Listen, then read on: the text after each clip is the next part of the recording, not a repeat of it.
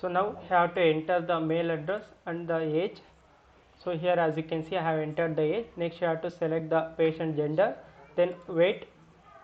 So after entering the weight, there is a lip color you can select here. There is the normal and blue, so you can click on that, whatever the then FEV. These are the parameters the doctor will know after testing the patient. He will know. So based on those data set, doctor will enter FEV. This he have to enter. Then smoking intensity, and one more is body temperature.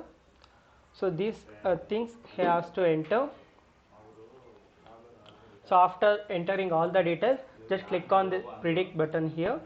So as you can see here, so whenever you click on this predict button, it is going to predict based on the whatever the data entered, whether the patient has COPD and what measures has to be taken will be printed, and the same whatever the result will get, that same report will be sent to the whatever the patient mail address we have sent to the patient. So it will take some time in order to run, because it has to predict the disease based on the whatever the data we are entering here.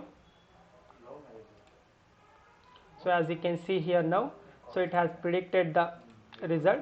So my final result will look like, it is going to print final results. As you can see, patient name, patient ID, patient email address, patient gender.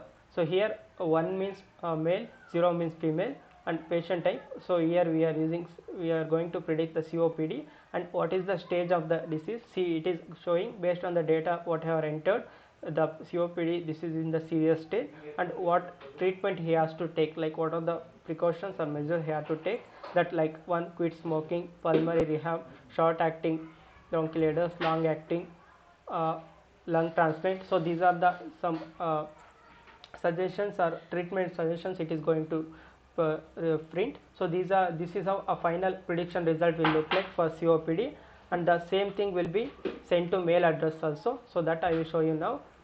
So whatever the mail address I have given, for that the patient details also sent.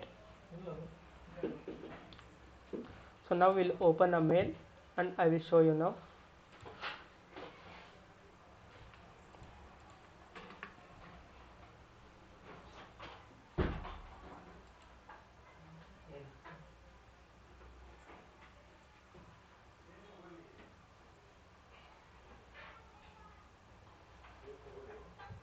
So as you can see now here, the mail has come here, the first mail itself. So here from whatever the mail address from where you have to send, that sender mail address we can change in the program. So now we'll see how the patient medical report has came to this email address.